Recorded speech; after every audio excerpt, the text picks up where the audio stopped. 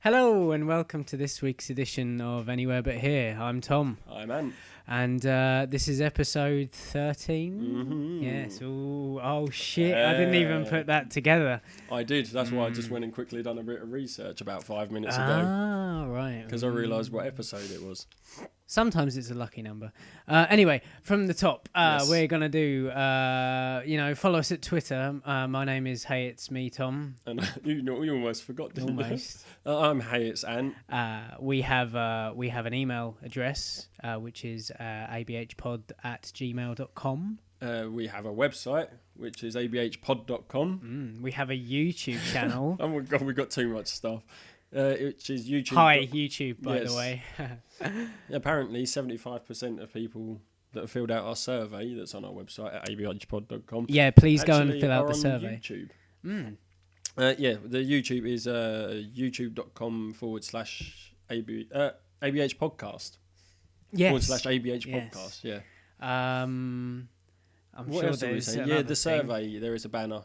We Yeah. do like you to fill it out because it's actually been very interesting reading what people have actually had to say about the podcast. It has been and enlightening. Yes. So thank you for the people who have who've gone on there and said what they've said. Yes. Um, Also on the website is the Amazon banner, yes, very important. which we need you to click on and buy your stuff, Buy stuff. because let's face it, everyone buys stuff through Amazon. It's the go-to place, I suppose. yeah. They sell everything, and if you go through abhpod.com and through our little banner at the top of the site, we get a little bit of the money that you spend. We get pennies. It is pennies, but it all adds up. It does. It does. Yeah, we're gradually getting there. We might be able to buy something soon. Yeah. It's building up. So thank you for everyone who's been ordering through abhpod.com Yes. on the Amazon link. It does add up. Yeah, I think that's it. We've on the Twitter we have kind of parked on a ABH Pod Twitter, so at ABH Pod, which so far we haven't used it. We haven't really done much with it. But if you want to follow it, and if enough people follow it, I suppose We'll if people do start following Yeah. it, we'll start putting out show specific updates because I imagine you might not want to follow our personal Twitters. Yeah, where maybe we put not. I personal mean, stuff. I tend to retweet a lot of stuff that's important to me or I find interesting, but it might not interest everyone who listens to this.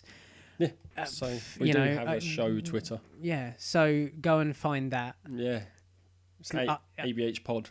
Literally Oh, is that it? everything we've got is Okay, ABH cool. Pod. Yeah. So I thought just Yeah, why not? ABH Pod works. Find us and now the show on Twitter. We'll be monitoring how many people go and. I don't think I've got any following. followers off of it so far. No, well, we haven't advertised it yet. This is the first. Well, no, I mean advertising. my own personal one. Oh, I see. Right. I've had one since we started the podcast, and that's been I don't know one of those go here to earn money online. One of those horrible things. Sorry. Yeah, I'm trying to stop myself doing it. I've got that really dry. Yeah, We're still recovering slightly. As you can tell, a lot better since last week. I watched the YouTube footage for about 30 seconds and then had to turn it off because I was scared of how I looked with my sunken eyes and pale complexion. You didn't look very well last No, week. I really wasn't at all. And in fact, this week recovering, I went back to work on Monday because I'm a fool. And So probably after saying about people going back to work too early, Yeah, and yeah, spreading, no, you I did. decided. because I can't afford not to go. No, really, Especially when you've just got yourself a permanent exactly, contract yeah, as well. precisely. But I kind of hope maybe like I would go to worwork and they would send me home. Because I was very They ill, won't but do that. no. Nobody ever does that. No, I know. Because the thing they do, they come up to you and they go, you're right, and you kind of don't want to say, no, I You feel kinda like go, shit. You go, "Yeah, I'm fine. They go, okay, well, let us know if you feel bad. Yeah, And and you can't do that because you can't go, makes you oh, look like- I feel, yeah. I've come home early from work once, Mm. and that was because Liz and Chloe were both ill. Right. And Liz said she'd be alright, and I got to work and she phoned up. She was like, I can't do it. No. So I was like, okay, I've got to go home because they're both ill. Sorry. What can you do? Yeah. Yeah. So, but yeah, it's been a weird week because I've been getting to work and I've been fine getting to work, but literally within 10 minutes of getting into the building, I've developed a flop sweat, and I'm sweating through my shirts. I'm not even doing anything. I'm just sitting there typing, and I just feel to do lousy. With the heating and air conditioning systems. Maybe. And then within 2 hours of getting to work, I felt like I needed to fall asleep. No. So I've been battling all week with trying not to fall asleep at work, which is not the most professional way to do things, perhaps. But it's been a bit of a shocker. I thought I got a bit worried. I told Tom just now I got a bit worried about this week's podcast because on Tuesday or Wednesday my voice disappeared, and I think it's good. This is an after effect of that. Yeah. Too much talking and mouth breathing, and I get tickly throat. Tickly throat, yeah. The mouth breathing. But I almost lost my voice, and like when Tuesday I think it came on, and I was like, oh no, I'm losing my voice. This isn't good. Should be alright for the weekend though. And then Wednesday, it was about 80% gone, and I was just like, oh shit. Yeah. But luckily it's come back, and occasionally I have little croaks. A little squeak. And and occasionally I kind of go to say a word, and it just disappears, and that word doesn't come out. I love those. Chloe obviously, as kids do, Chloe found it hilarious that I couldn't talk. Yeah, well, obviously, laughing at me because I sound funny. Yeah. Because I was trying to shout at her for something as well. Kind of go, wait. And of course you can't be taken seriously like that. No, because she starts to laugh and you're like, yeah, that was kind of funny actually. Funny, yeah. But so I mean, it all culminated for me as well one night this week where I had a lucid dream for the first time in my life. I've never had one. And it was really odd because basically, if you're not aware, shoot your glance at the YouTube. A lucid dream is essentially where you realise that you're having a dream, but you're actually awake.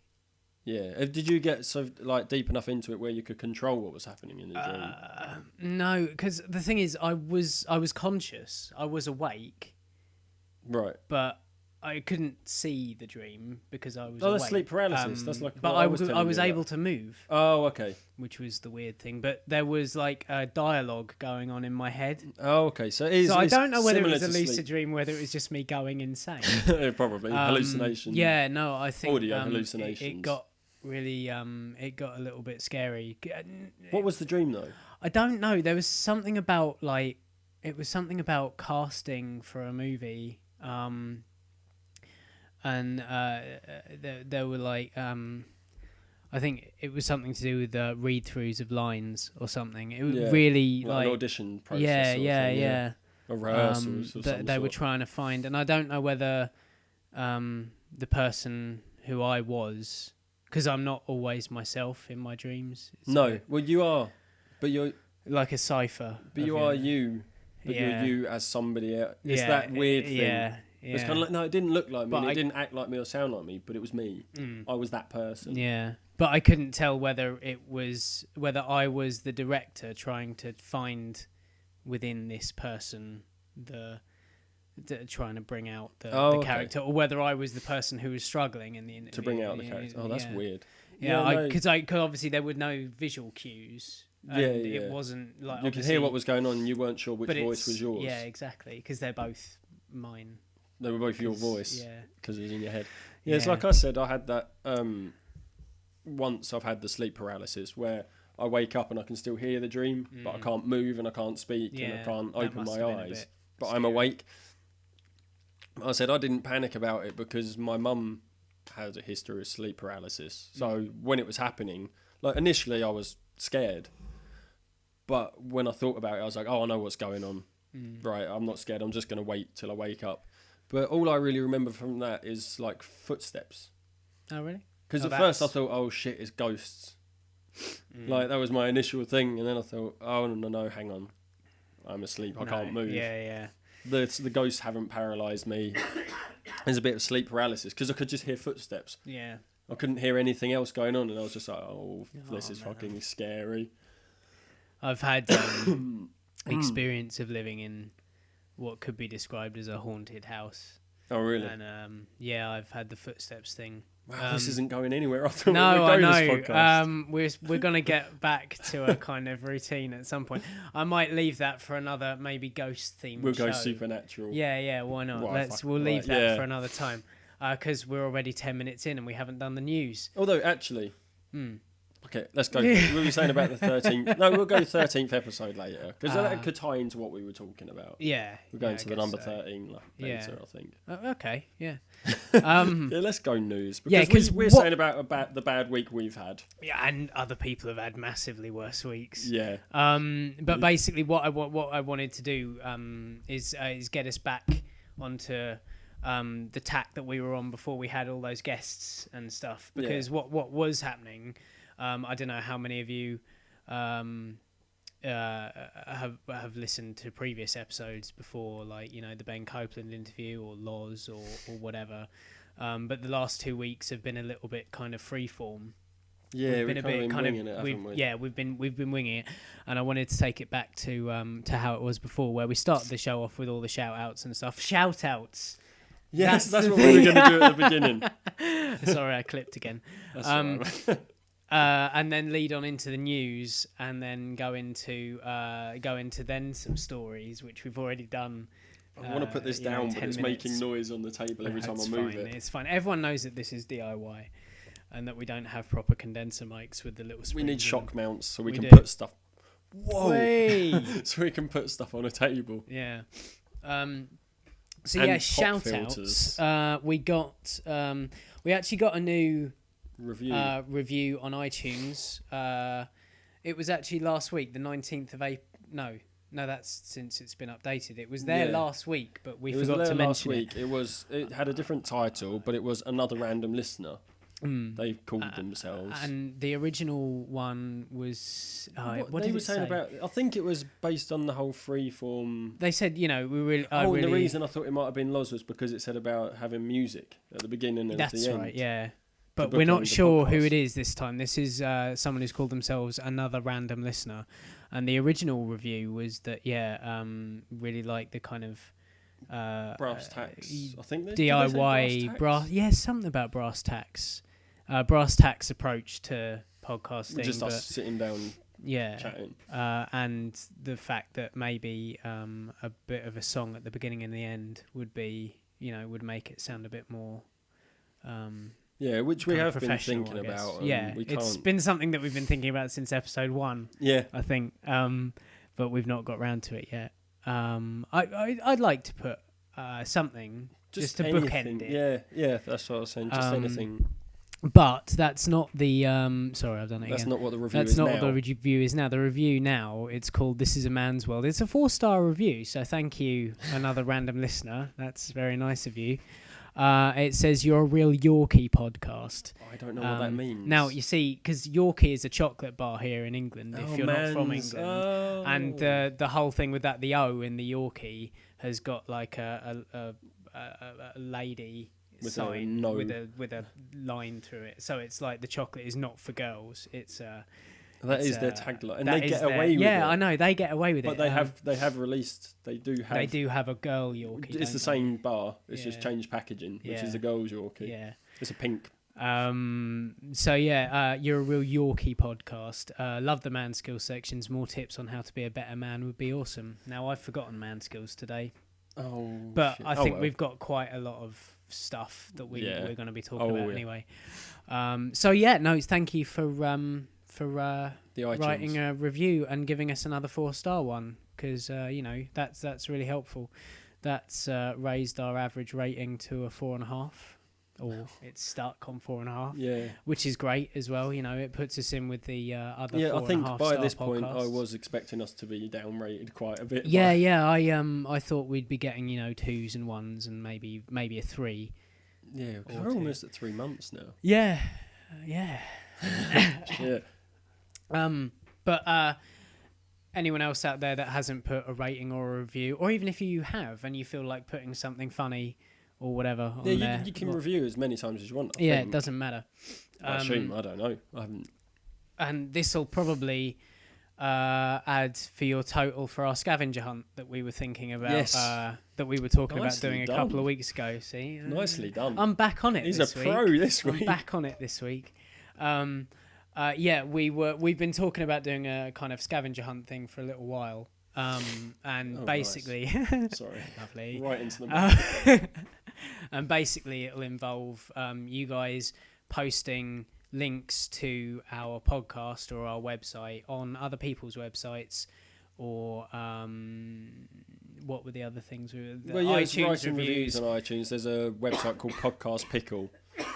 There's a podcast directory called Podcast Pickle. I've actually submitted our podcast review on Stitcher. Oh, right. And I don't know if you can review there, but possibly that. See, it's posting reviews there, posting links on websites and your social networking sites, Twitter and Facebook, and just basically doing the legwork for us. Yeah, because advertising for it, like it's just spreading the word. If you enjoy it and you like it and you get a laugh out of it, or if you're feeling particularly shit one day and it's kind of brought your spirits back up, like it might do, then tell your friends about it. If you think it's going to help them. You're right. Yeah. Sounds a bit contrived, but somebody did actually say that to us. It's just stuff like that. Yeah. But definitely not like putting stickers or anything that might be available in future. Don't stick them in public places. Don't put stickers in public places, because we might give you some stickers if you ask for them. But definitely don't stick them up. But we're not advising you to put them places. We can't stop you because we can't police you all the time. No. But don't and if you do that, I mean, we're telling you not to do it. No, but if do you not did do that. But if you did, take a picture. And of if it. you took a picture of it, I mean, I suppose you could send it to us and gain extra points. But don't do that. Yeah. Not that you can at the minute, because there's no stickers at all. Precisely. We're trying to get numbers. We're trying to get people involved. So if you think that you, we just basically want to see if it's worth our while paying to have all these stickers printed off. Because it's not. That's why we're asking you if you want to do the scavenger hunt, so we know that people do want to do it. So then we can send them the stickers. So let us know. And it would benefit us, because you could give them to your friends to put on their books and stuff. Yeah, precisely. And it will spread, hopefully. Yes.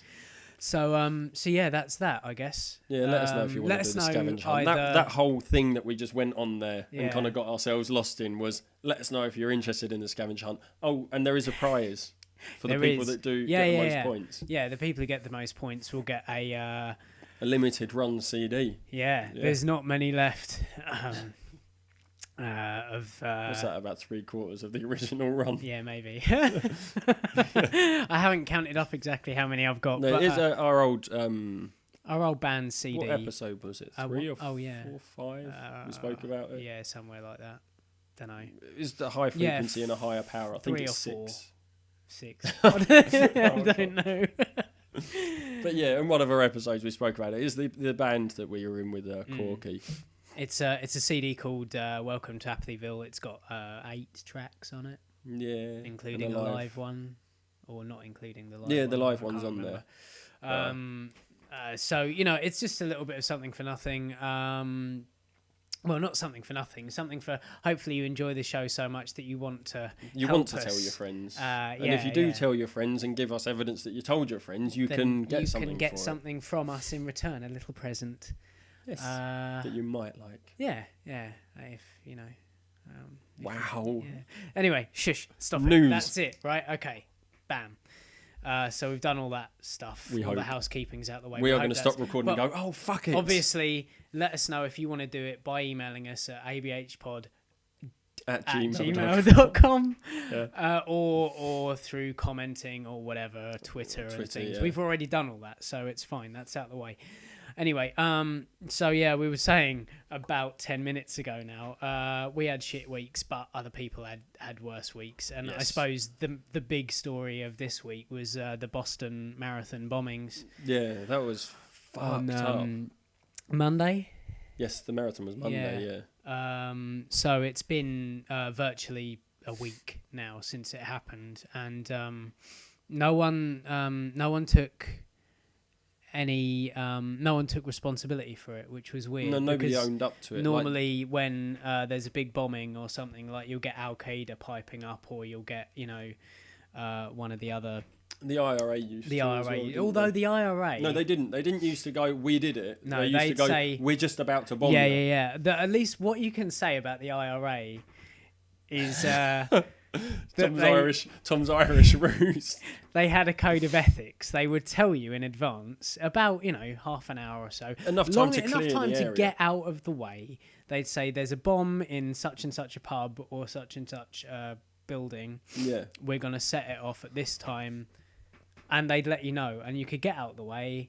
You've been duly warned. If you stick around, you're gonna get deface your town or your city. Yeah, I mean, Maidstone used to get bombed all the time because Did it? yeah. Oh. That's why they've got that bomb drill thing that still happens in the shopping centre. Oh right. But there's a prison in Maidstone. We talked about it on a previous episode. Yeah, it was with, one of the Cray brothers. Ronnie Biggs, the Crays, yeah.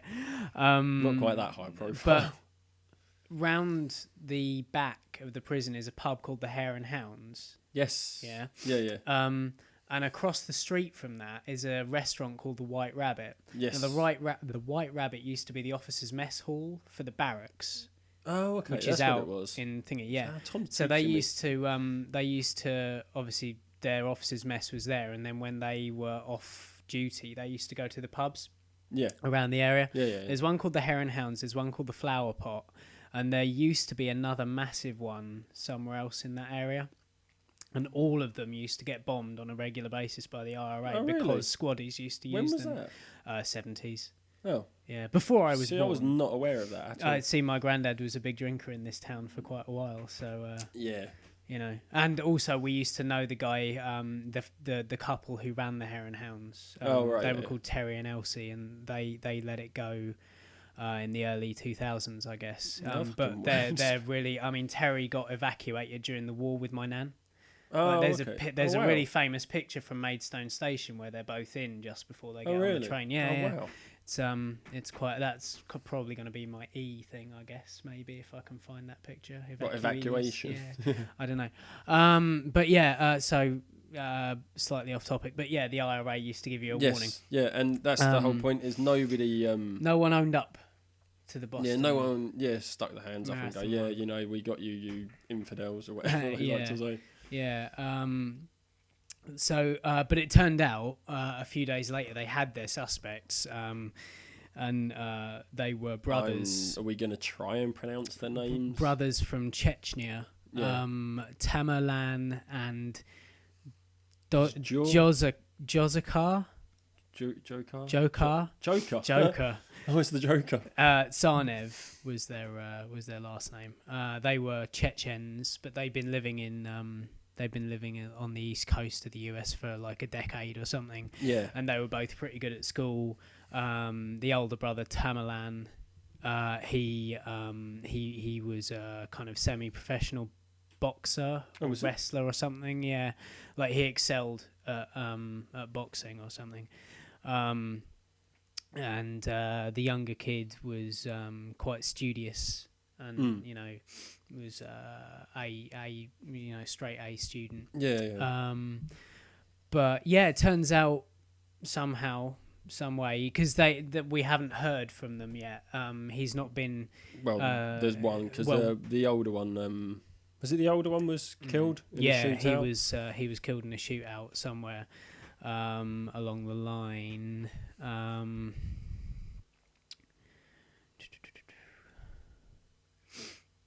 Yeah, so we haven't heard anything. But essentially, what happened? There's a timeline here. This is going to be good. But what happened was obviously the bombs went off on Monday. They went into. Did you hear that they actually timed it as well? Oh right. Like basically what they done, like they took the average time for someone to finish the Boston Marathon because it's quite a competitive. You've got to qualify for the Boston Marathon. Like you've got to get a time of 3 hours and 6 in like. Wow, that's 3:06 or 3. Yeah, I think it's 3 hours 6. To actually compete in the Boston Marathon. I'm not sure if it's a general thing, because one of the YouTube like vlogs that I watch, the guy actually was trying to qualify for the Boston Marathon, and he was on target. Oh, right. To complete his LA Marathon in a time to qualify for the Boston. I see. And he was on target, and he said in the last sort of 3 or 4 miles, he just slowed right down, and he actually missed it by 6 minutes. Wow. Like he went 3:11, and it should have been under 3:05 or something like that. So had he have entered, his family, who they're quite famous YouTube family, would have been at the finish line. Oh, right. So they would have got caught in it. But yeah, the idea was they decided the average time was about 4 hours. So that's when most people would be at the finish line. Or just like spectators at the finish line. So they actually set it up for the bombs to explode at that time. I see. That's fucked up. It's just, but no one really. The weird thing about it is no one really knows why. Because essentially what happened is they blew stuff up, ran away. CCTV images were leaked to the news, of the 2 suspects. And essentially, a few hours after that, one of the biggest manhunts in US history. Every single manhunt in the US is the biggest manhunt, because they had the biggest manhunt in history for that guy who went berserk. That ex-Marine or whatever he was, who was fired from the police force and went around killing cops a few months ago. But that was the biggest manhunt in US history, and now this is. Didn't they convert to Islam? There's something. Well, the thing is, Chechnya has quite a large Muslim so they population. may have been born into it. Yeah. Oh, okay. But just before all this, the older brother, Tamerlan, went back out to Chechnya. Yeah, and it was after he was in Chechnya. He went somewhere else, but there's no record of him going. Yeah, that's right. And they think he might have gone to a training camp for something bombing. like that. But basically what happened, what happened after the bomb is they hijacked a car, held the owner in the car for half an hour before releasing him at a petrol station, and then this was during a car chase with the police. Apparently they were throwing explosives out of the car. Yeah, hand grenades. Yeah. Wasn't it their mum said they are innocent? Yeah, the mum's sticking up for them. Even though they had like a bag full of hand grenades. It's quite obvious they were running. The best way to prove your innocence, I find, is to get involved in a firefight. And shoot at policemen and throw grenades at them. Kill a policeman. Yeah. Well, I mean, I think the thing that started... The thing that started the chase, I think, because they had no idea where they were and they couldn't find them. And the thing that conspiracy theorists, I think, are going mad for is the fact that they happened to enter an off-licence just after the off-licence had been held up. Oh, right. And, like, the guy had phoned the police because he was being held up. Okay. Now, after this has happened, they went to the off-licence and the police were already on their way to the off-licence. I see. So it's like conspiracy theorists are kind of going, well, that's a bit of a coincidence, isn't it? And you're like, fuckers. Jesus. Honestly, nothing happens to people who are innocent. It's kind of like that Brazilian guy on the tube a few years back who was shot dead. Yeah, he was innocent. Why was he running? Why did he run? Why did he try to... I mean, I understand.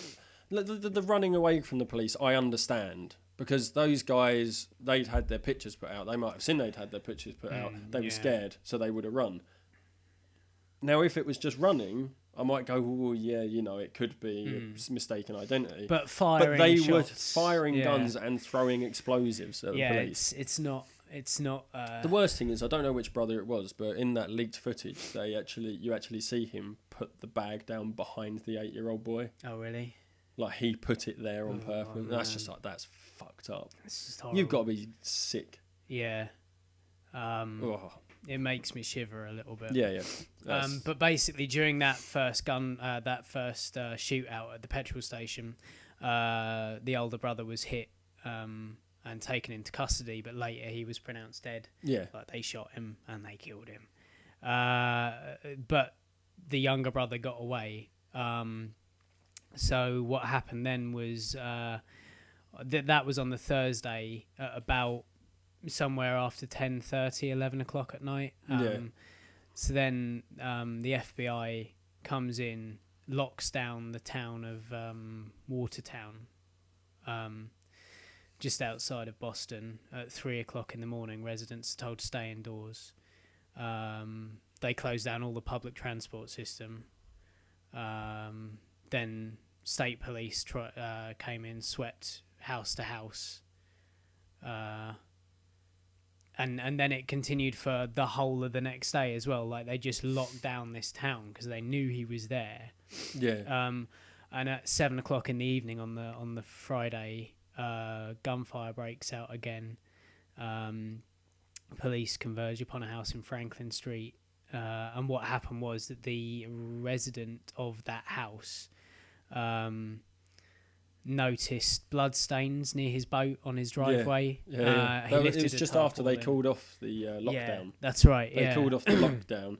He went outside, saw the blood stains on his boat, lift the tarp, and he's laying this there. like wounded Chechen living, hiding in his boat.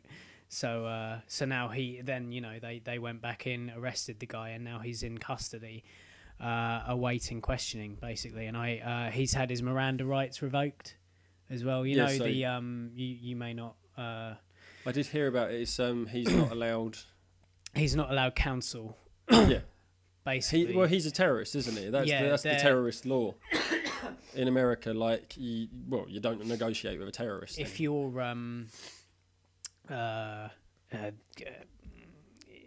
if you're kind of judged to be a huge security threat rather than just a bog standard criminal, however, then you get your rights revoked.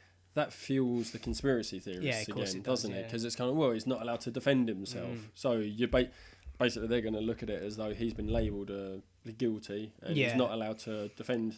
But if he's on CCTV doing this thing, is he on CCTV planting there's footage of him throwing grenades at policemen. Yeah, that's true. It is true. People. I mean, I think people will look for conspiracies everywhere. Of course, there's always going to be conspiracy theorists. There's always going to be people, these kind of woolly liberal types who think that everyone should be treated the same, and they fucking shouldn't. No. If you've done something this bad and it's on film, you've done this thing, fuck you. Did you see the basically? Did you see that, like, I think it's like the mega like infamous picture from this with the guy in the wheelchair? Oh yeah. Oh my god, the guy who had his legs blown off. And then did you hear the story about the guy in the cowboy hat though? No.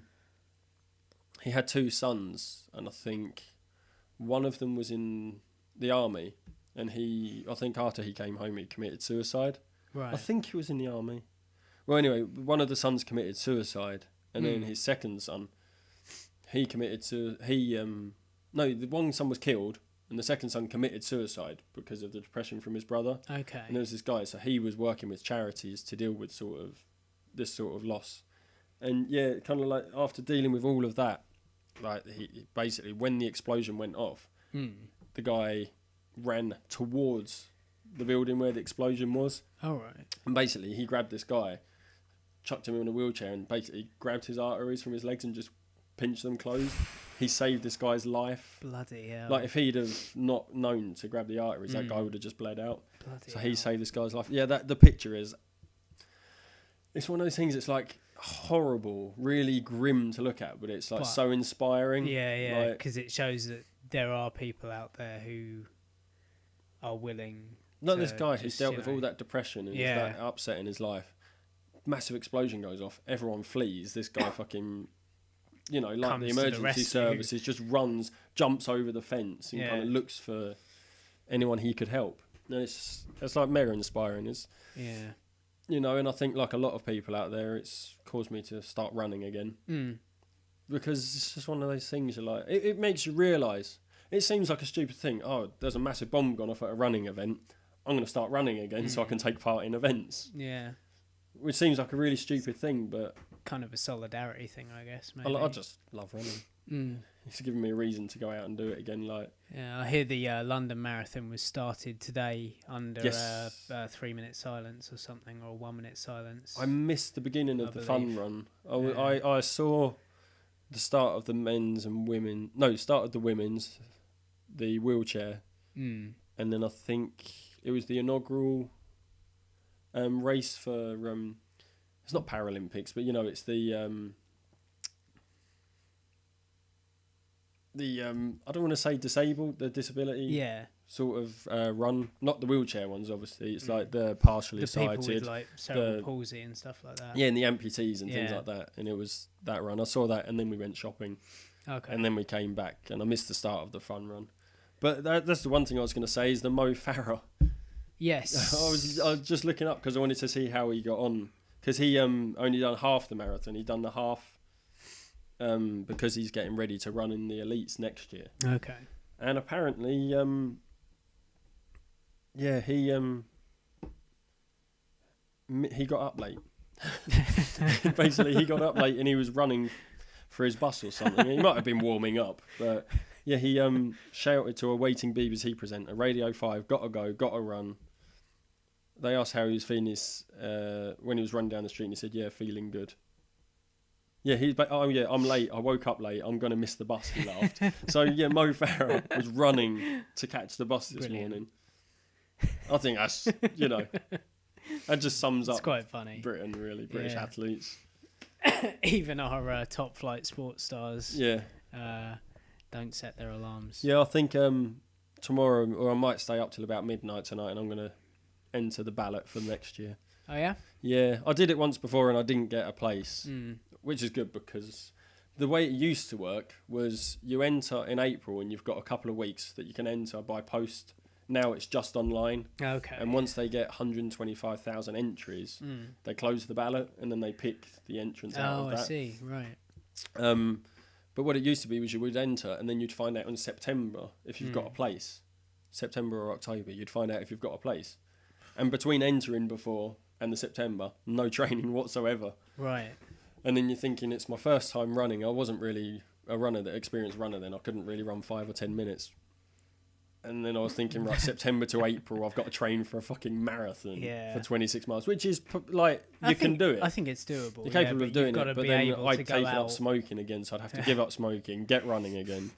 But now I'm at a level where I think I could do it. I'm thinking of entering the Maidstone Half, which is in October. Sort of in preparation, so we'll see how it goes. I fancied doing the marathon before, but I don't know whether I can. I've got stamina and I've got I'm quite good at kind of pacing myself and stuff, but I used to be quite good at. I always run too fast. I used to be quite good at the cross countries and stuff like that. Yeah. Back at school. Well, I had one of those things when I was at school in the athletics when it's coming up to sports day. They're like, "You've got long legs, you'll be good at sprinting." It's like, how the fuck do you figure that out? You need to be built more like. I've got long legs. I'd be good at distance. Yeah, that's right. Now, if they'd have done that at school. And then I'd been doing distance, I would have been a totally different person now. Yeah. But they said, you'll be good at, I think it was 200 they entered me for. And then I was trailing so far behind, I'm like, fuck it, I'm unfit, I'm not very good at running, I'm not going to carry on with this. I mean, with the exception of Usain Bolt, most sprinters look like boxers. Yeah. They are huge. The distance runners are the tall, skinny ones. Yeah, that's right. Yeah. It doesn't make any sense. Why would they enter me for the bloody 200 metres? Weird. I don't know. I'm trying to get back into it again, but obviously with my knee injury, I've got to take it easy, and I've got to exercise my legs, like squats, lunges, sort of stretches, proper stretches and stuff. But who knows? So you might hear more about that, and you might get some. Please to sponsor me. Yeah. That's the idea. So that's planting the seed now. So I mean, obviously our thoughts go out to anyone who's been affected by the goings on at the Boston Marathon, and I think we can all be thankful. I know it's horrible and it's not very good, but I think 3 deaths is not for that amount of that crowd and that type of bomb as well. Was it a nail bomb? Wasn't it? It was something in a pressure cooker, like a shrapnel bomb. I think it is horrible that anyone had to die. Yeah, but thankfully a very few limited did. It could have been a lot worse. Which is not really a lot we can say for the next thing that you want to bring up. Yeah. The amount of deaths. Yeah. We touched on it last week. Yeah, basically, it's this weird thing where I'm slightly obsessed at the moment, and have been for a while, with North Korea and its leading family. And it's just a weird place. You know, no one knows anything about it, and it's actually, since all this kind of what they're calling saber rattling, where North Korea have now ripped up their pact of non-aggression with the South. And oh really? Yeah. I've not been paying attention to what this guy Kim Jong-un. He's basically been testing ballistic missiles and nuclear weapons, and he's put a satellite into space. But then they're saying that the satellite into space is the same kind of... It's him trying to get around nuclear testing, because he's not allowed to do that. But he can try and do a space program, which essentially is the same rocket technology. So they're saying that he's trying to, you know, that's the way he's getting around his nuclear test ban. The one thing is... Now, after last week, I spoke about this book. I'll talk about the book in a minute that I knew about. I found it and I've been reading it. And you're saying that... have they got the capability of nuclear technology? They've had weapons grade plutonium since the 70s or 80s. The way it is in the book, they got limited electricity. They've got limited electricity. They've got limited food. Yeah. They haven't got limited money. No, they're like that kind of thing. They just need money. The thing is, because they're a communist state, they've got really close links with Russia and China. Less so nowadays than they used to. I mean, essentially, North Korea was set up in 1948, sorry, just after Japan surrendered. It was the Second World War. The divide of North and South, essentially, the North and South was divided by the US and the Soviets. So the Soviets took the north half, and the US took the south half, and it was divided along the 38th parallel, which essentially is a line of longitude around the world. It's a straight line that dissects the country right through the middle. So it's not around sort of like a state or a province. No, it's like a straight line. It's that essentially kind of cuts like an through African provinces. border. Yeah, exactly like Africa. And it split families up, and certain families haven't seen each other in 70 years because they're not allowed to cross the border. There have been a couple of occasions because where you can't go from north to south. You have to go via China. Yeah, don't you? Yeah, but that's what I've been reading in this book. But even that, it's really, really difficult to do because they still don't like you doing it.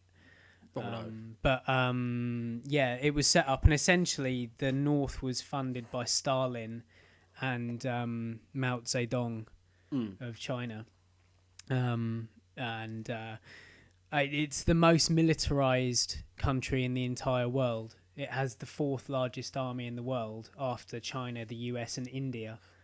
See, this is the thing I've been reading in the book as well. The reason they've got a huge military is because, they require everyone to go in the military. Yeah. But they've got soldiers who are farming. Yeah. They've got soldiers who are fighting arms. They're soldiers working in factories. They're soldiers farming. They're not soldiers. No, they're not. They're part of the military, but they're not soldiers. No, that's right. That's the thing that makes it laugh. Yeah, they've got a huge army, but not everyone in that army can fight. No, that's right. I mean, they've not been trained as soldiers. The ones that they show you on the news that they are into the army. World they're the elite army. Yeah, they're the top brass essentially. But practically everyone is a member of the North Korean army. Yeah, it's something like, I think I had it on here just a minute ago, but I don't now. It's the army stands at something like 1.2 million people. Yeah, which is ridiculous, especially for a country with no infrastructure. But a majority of those army will be malnourished. Yeah, sort of starving. I mean, the thing is, because they've had a history of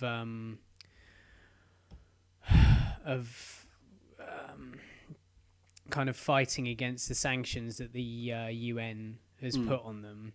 It's caused huge amounts of famine. Like there was a famine that lasted from 1994 to 1998 in the country that wiped out anywhere between 250,000 and 1 million people in 4 years. It was because what it is with North Korea. This is all in the book as well. That I've just learned this last week reading the book is that North Korea is particularly poor conditions for farming. There's not really great places. They can do rice, but a majority of that is taken because it's the split up. The country's split up into like 3 particular groups. You've got the really wealthy ones. You've got the ones who with the high profile jobs, and then you've got the lower sort of nobodies, and they're most of them are in the camps. Like the what camps? I suppose they're concentration camps. They're more like prison camps. Yeah. So a majority of the food that is grown there is sent to the really wealthy people that live in Pyongyang. That's right. Basically in the capital. It's all sent to the capital. And very little of it is set aside for the lower down people. Yeah. And some of it is even the farmers kind of like taking a bit themselves and selling it on the black market, like in the markets, which they're not allowed to do. But they bribe the soldiers with food to allow them to do it. And the soldiers will take that bribe because they're starving. And it's the same way that they move from North Korea to China, is they bribe the soldiers at the border crossings with like cigarettes and food.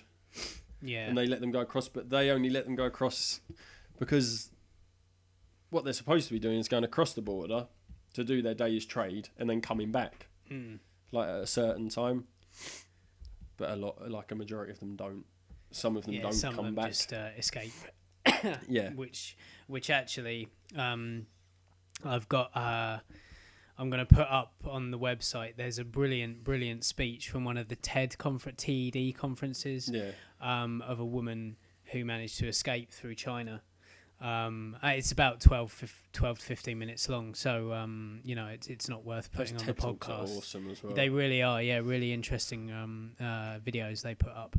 But I'll stick that up on the blog afterwards, and watch it because it's affecting.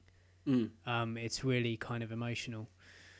But it's a strange thing because this what happened was after it was set up, the Soviets appointed a Korean leader who had been living in exile in Russia, I believe, during the Second World War, and his name was Kim Il-sung. And he essentially presided over the country from 1948 to 1994 when he died of a heart attack. Now he kind of had a Stalinist kind of cult of personality about him, where essentially he was I think he's known as Dear Leader. He was Dear Leader. His son Kim Jong-il was the powerful leader. Something like that. But Kim Il-sung is still the president. Oh, really? Yeah.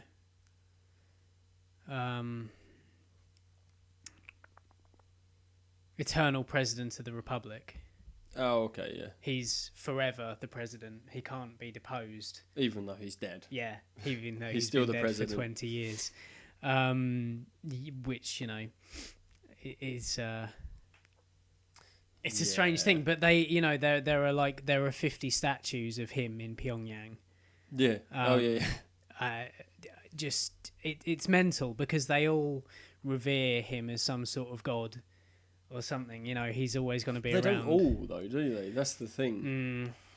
Well, yeah. I mean, it's one of if somebody asks it's you, one of those things where he kind of it's like it's like Hitler, it's like Stalin. Yeah. People had to worship these guys as their leaders, otherwise they get taken away and killed. Yeah, but he had 6 children. The first of which being Kim Jong-il, and we'll get to him in a minute. You had Kim Man-il, who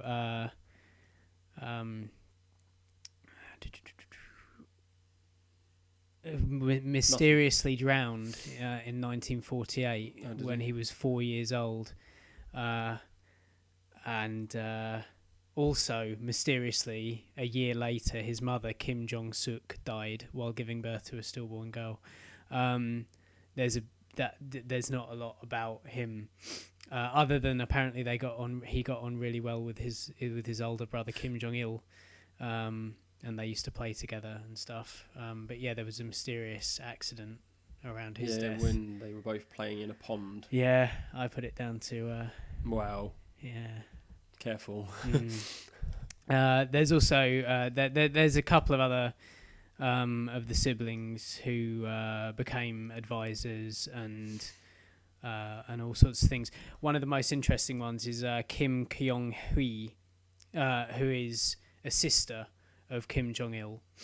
Now, she is very, very interesting. She came on my radar a couple of weeks ago. I was reading in the paper. She basically now has become... She's the only woman who ever appears in state photographs. Oh, okay. Like, she's the only member of the elite class who is a female.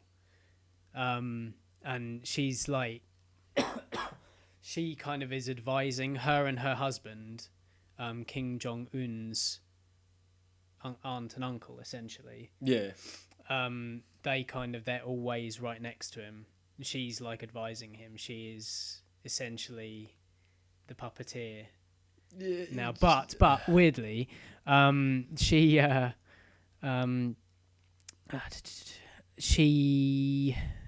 kind of sounds like she's the puppeteer. Yeah. Because she's the daughter of the Eternal. Yeah, that's right. Yeah, she's now the highest ranking member of that family. That generation. Yeah. Basically. So it sounds like she's in charge, but they can't have a woman in charge. No, that's right. So it will go to the previous leader's son. Yeah, although there's a weird thing about that as well. Oh. But she... Yeah, she's not his mum as well, is she? I was kidding myself. Not going there. They all have a couple of wives and multiple mistresses as well, hence all the kids. But she owns a hamburger restaurant in Pyongyang, the only hamburger restaurant in Pyongyang. Yeah. It opened in 2010. This is while Kim Jong-il was still alive. Yes. So he allowed his sister to open a fast food restaurant. But because the burger is an American thing, they can't call them burgers. Instead, they call them mincemeat and bread. Well, it's a mincemeat and bread restaurant, and it's the only and first hamburger franchise in Pyongyang. Yet she's a massive military figure. This family seriously are weird. Now that's the thing. Yeah, that's the thing that I'm finding interesting reading the book, and they point it out in the book. The book, by the way. Yeah. I'll keep referring. It's called Escape from Camp 14 by Blaine Harden. It's on Amazon, like $5. So click on that banner on abhpod.com and buy yourself the book. I'm reading it on my Kindle, which is also available on Amazon. It's the paperwhite. Yeah. I think that's £109. You can buy that on Amazon as well. It's about this guy. His name is Shin Dong-hyuk. Now, that's not what he was born, but he's changed his name to separate. But he was born inside Camp 14. Like, he was born in one of the prison camps. Oh, right. Where was I going with that? Yeah, the whole Western influence on them. Basically, you're saying about the hamburger restaurant, but it's not a hamburger restaurant. No. Now, the thing is, they hate the US. The US provides them with a lot of food. Yes, it does. They hate South Korea. South Korea provides them with a lot of food. Yep. They hate China. China provides them with a lot of food. Yes. But they hate everyone. But everyone helps them with... Even though everyone's helping them, but they kind of go... They're kind of like one of these school kids, like one of the bully school kids that is a horrible child, hates teachers, but will accept any sort of help from their teacher. Yeah. To try, but they hate the teachers. Yeah. I'm a rebel. I don't like you. But they're essentially like a spoiled brat. Basically. They are. They're an only child. Yeah. Not that there's anything wrong with only, like, Chloe's an only child, but she does have that air of sort of like, why can't I have it my way? It's mine. Yeah. Not because she's spoiled or anything. It's just she's not used to sharing. So I think that's what it sounds like to them. They're accepting help from everywhere. It's selfish. Yeah, it is selfish, isn't comes it? down to it. Yeah. Yeah, we're going to accept your help, but we will bomb you. Have you thought about what's going to happen to your food rations and supplies when you bomb that person? You're not going to have anything. Yeah. That's right, we can go over there and get the food ourselves. It's going to be nuclear food. It's going to be radioactive food. Yeah,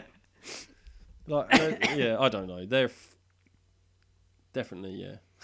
I can't look at his picture without thinking of bloody Team America. I know, that's anymore. the thing. Team America lampooned Kim Jong-il so perfectly that you just can't help but think of Romery or whatever. Yeah. But Kim Jong-il became the president. I don't know, the leader. He's not, because his father is the eternal leader of the party. Yeah.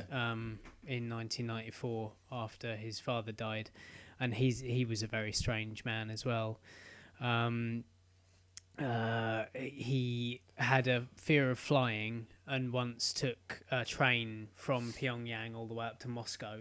It's quite a long way for a conference. It's a private armoured train.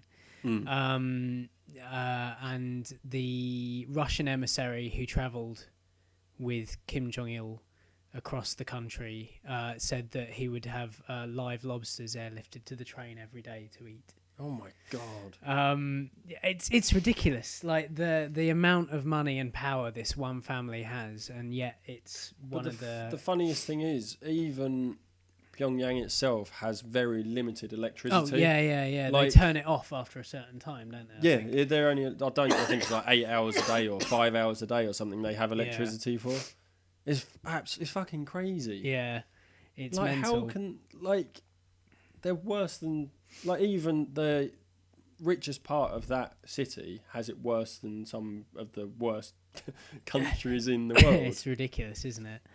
But then that shows the level of corruption. Sort of thing. They don't want to take too much help from people. That's right, but they won't dish it out either.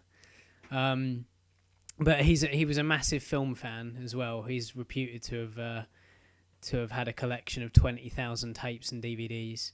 However, anyone else that lives in North Korea aren't allowed any sort of Western propaganda films. Yeah. But his favourite movies were the Friday the 13th series, Rambo, Godzilla, and Hong Kong action cinema. And any movie starring Elizabeth Taylor. He had a bit of a crush on Liz. Yeah. But he also kidnapped a South Korean film director and his actress wife, Shin Shak-ok and Choi Yun-hee, to build a North Korean film industry because he wanted to have... he wanted North Korean films. Hopefully it'll bring money into the country. Like a Hollywood in North Korea. It's crazy. Don't know whether it ever worked. I've never seen a North Korean film. I don't want to. No. Apparently, he also liked Elvis Presley films. It was reported in 2003 that Kim Jong-il had a huge porn collection. That doesn't surprise me. When you're Romery. Huh? I said when you're Romery. Yeah, exactly. What else are you going to do when you're Romery? Sorry. He also he was an amazing golfer. He routinely used to shot 3 or 4 holes in one round. Yeah, one round of golf. He would essentially only ever shoot. Oh, okay. He'd get holes in one. 3 or 4 holes in one per round. One oh, okay. Golf, yeah, I was kind of like, whoa. Sorry, I read that. That's wrong. what I was trying to find it to see if I could make sense of. So he would like say obviously there are 18 holes. 3 or 4 of those would be hole in one. Yeah. Because he's such a good golfer. Cost him a lot of money. Yeah, you got to buy a drink. If that's right. Yeah, I mean, in this 3 or country, he's buying all the drinks. He can post 6 operas, did he? Apparently so. Yeah, 6 operas. Do you think some of this might be lies? I don't know. I mean, my favourite thing, in the World Cup, the other couple of years ago, 3 years ago now, maybe. The last World Cup. Yeah, whatever. They were in a group with Brazil. Yeah. And they actually did score against Brazil. I think they eventually lost 2-1 or something. Right. But the news reporting from North Korea to the North Korean people showed North Korea beating Brazil 3-1. But what they did was they spliced in goals that they'd scored against Brazil at other games. One of them was in black and white. Oh my God. Because they can't lose. Because, they want what it is I think because they're not allowed to listen to any sort of radio stations, they're not allowed to watch any news broadcasts that aren't South Korean, basically. Yeah. So basically what they're doing is they it shows in that book, the news that they relate to their people is North Korea's doing a lot better than it actually is, because they want people to stay there. They don't want people to try and escape and find out what's going on. Yeah, exactly. They don't want people to know that they're struggling terribly. It's sad. Yeah, it is. That they're trying to desperately hold on.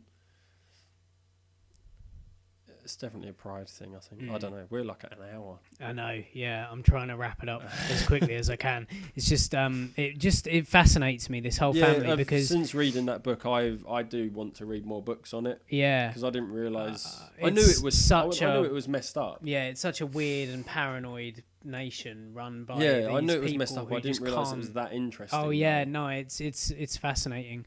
I'd definitely tell you to read the book though. Yeah, I would be interested in reading that. 256 pages. It's not. It's actually out last year. And we haven't even done our ABCs. No, I know. Shit. But yeah, his kids. He's got 5 or 6 kids himself. Kim Jong-il. This is.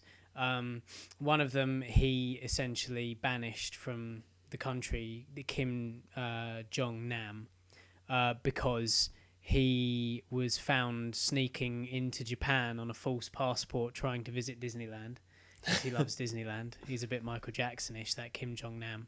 So his dad essentially banished him. Kim Jong-chul, who was supposed to be the next in command, he decided that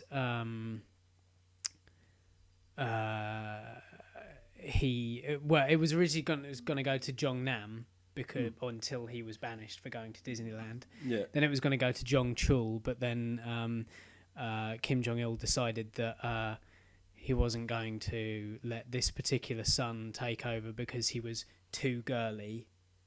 Gay. Yeah. So then it was passed on to jong-un, who is scary beyond belief, because he's too young to take on the kind of roles that he's got, and he's doing all this weird muscle flexing thing with nuclear testing and stuff.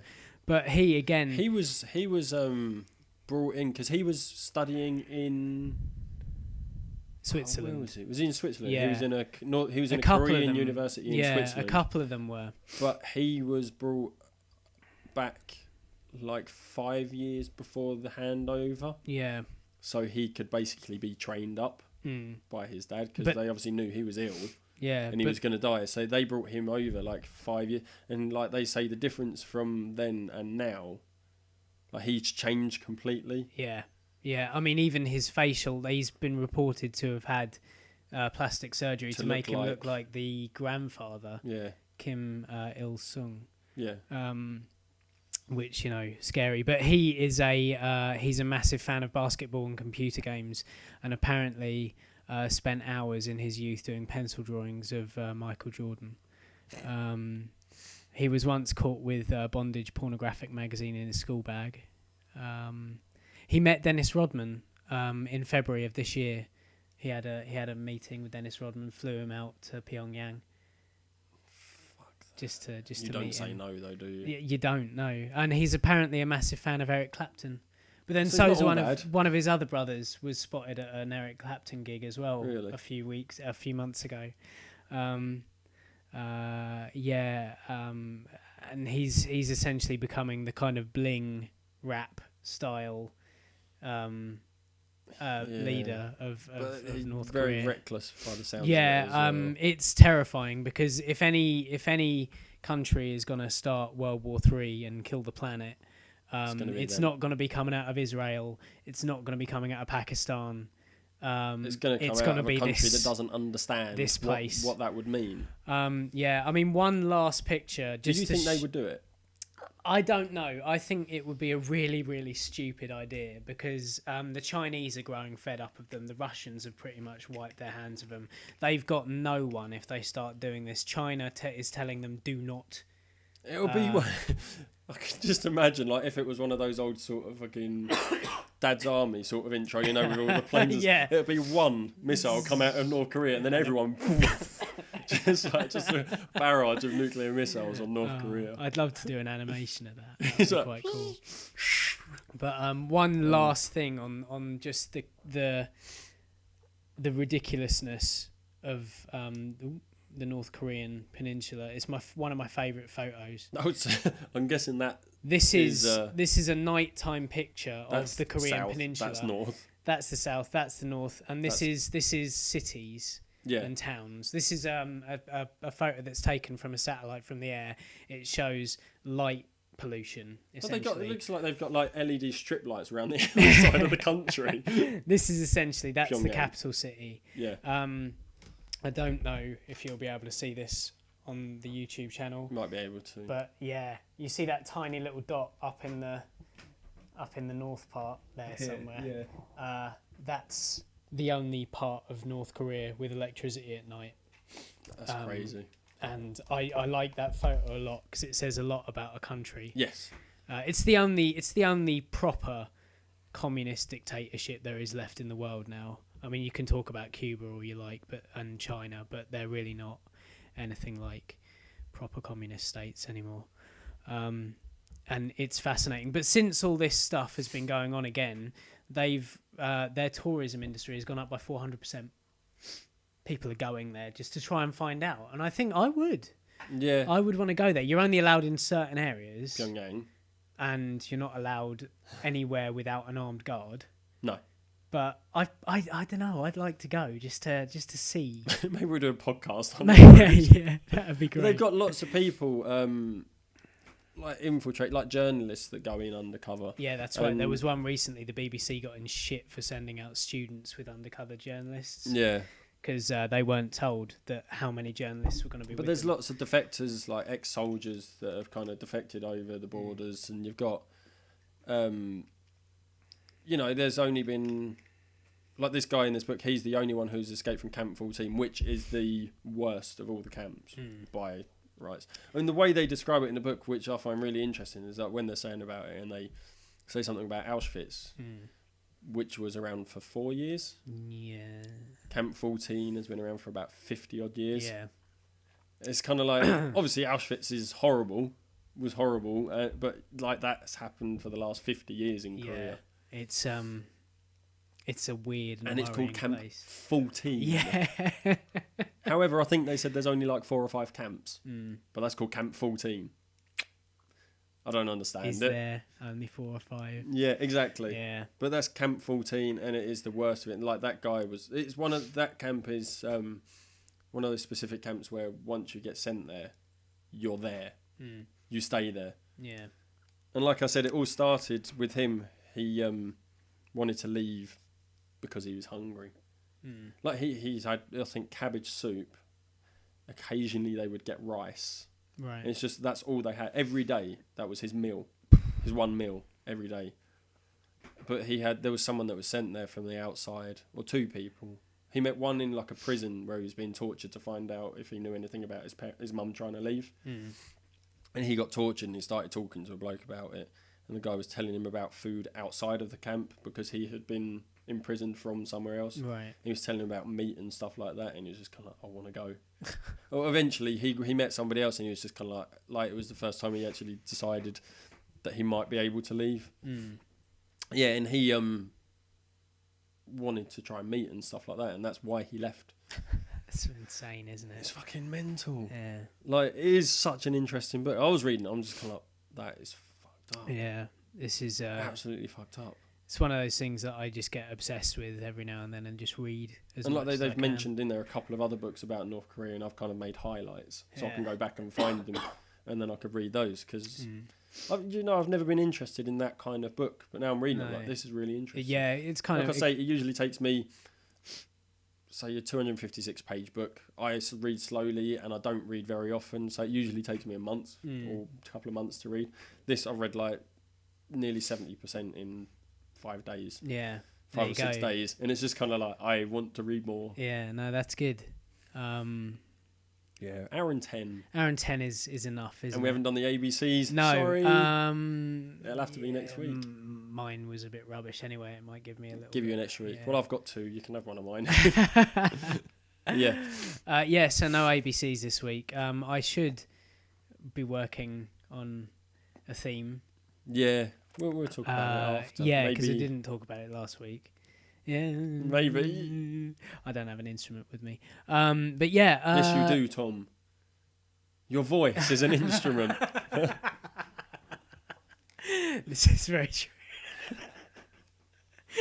It's true. So we're going to get to work on that for more things for you guys. Let us know if you want to get in touch about the scavenger hunt and whatever. Either at abhpod@gmail.com or at abhpod on Twitter. Yeah, or contact either of us through Twitter at Hey It's Me Tom. Hey It's Ant. And all the rest of it. And we'll set that up, and we'll try and get some stickers for you and all that stuff. Yes. And if you have enjoyed this podcast, please subscribe on iTunes. Yep. Or go to youtube.com/ABH podcast and subscribe on there. Also give that a thumbs up. Yeah. Because that helps. And comments and rates on iTunes. And just get in touch. Tell us about stuff that you found on the internet that you might want us to talk about, because we started that a little while ago and no one bothered. Yes. Teflon. Oh yeah, no, we did. We had a few. Yeah. Anyway, that's it from ABH this week. ABH anyway, but here. I didn't even get to the unlucky 13 either. Oh shit. Oh well. It was only a Wikipedia article. You can find out for yourself. Yeah, I feel bad. I think one of the ones was 13 apostles. Jesus, 12 disciples. Yeah. The 13th person was Judas Iscariot. He was the defector. He was the bad guy. Yeah. That was one of the reasons. Hopefully, it's a lucky podcast. Hopefully, nothing bad will happen with the uploading. Hopefully, you found it interesting. Maybe you'll go to our website and have a look at the videos that we're going to chuck up there. I'll put that picture of I'll put a link to the book as well. Yeah, cool. There'll be a lot. It's this podcast has been brought to you by the North Korean People's Democratic Republic. Bye. Bye.